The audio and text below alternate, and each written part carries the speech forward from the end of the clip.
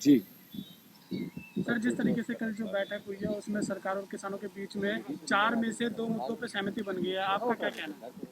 देखिए, 4 में से 2 मुद्दों पर सहमति बन गई, अच्छी बात है।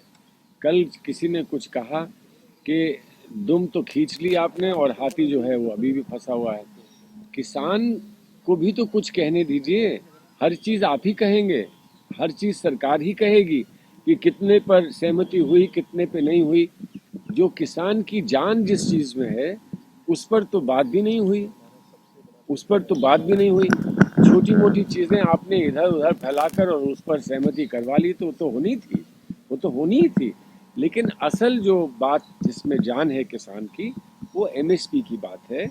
और वो जो पूरा ढांचा है, जो पूरा ढांचा है जिससे कि एमएसपी सुरक्षित हो पाएगा और जिससे कि जो सरकार खरीद करती है वो सुरक्षित रहेगी, जो अनाज की खरीद सरकार करती है वो सुरक्षित रहेगी।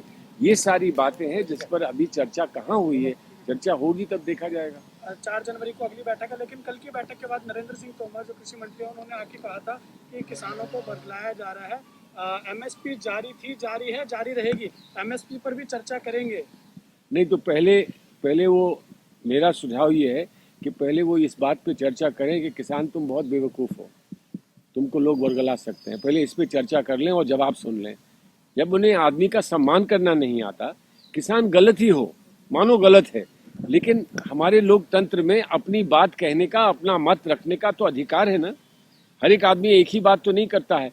अब ये क्या कर दिया है, इन्होंने कहा है कि एक चुनाव कराएंगे, एक विधान रखेंगे, एक सरकार बनाएंगे, एक पार्टी रखेंगे, एक ये मूल्य रखेंगे, हम जो चाहेंगे वो करेंगे और तुम नहीं करोगे।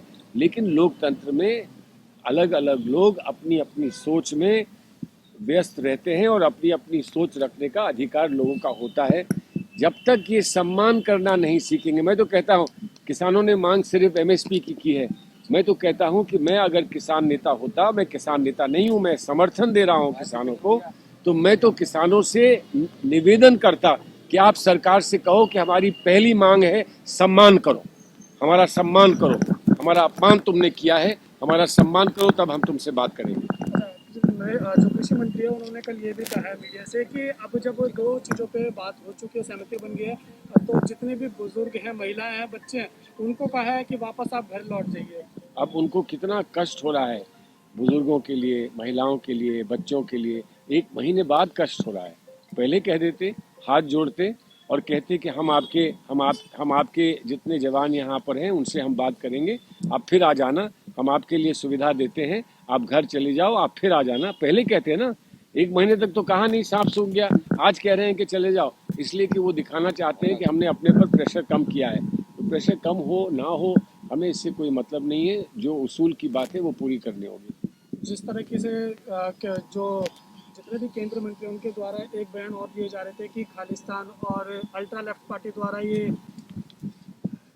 ऐसा है, कुछ बेवकूफ़ी की बातें ऐसी होती हैं जिस पर कुछ नहीं कहना चाहिए।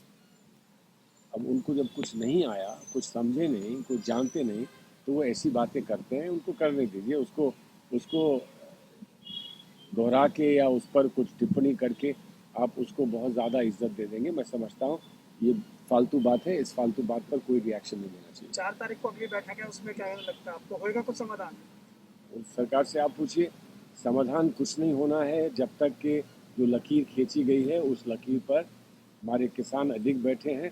उस लकीर पर ये पहुंचकर ये नहीं कहते कि हम ये कानून वापस ले रहे हैं, अब आइए बैठिए बात करें।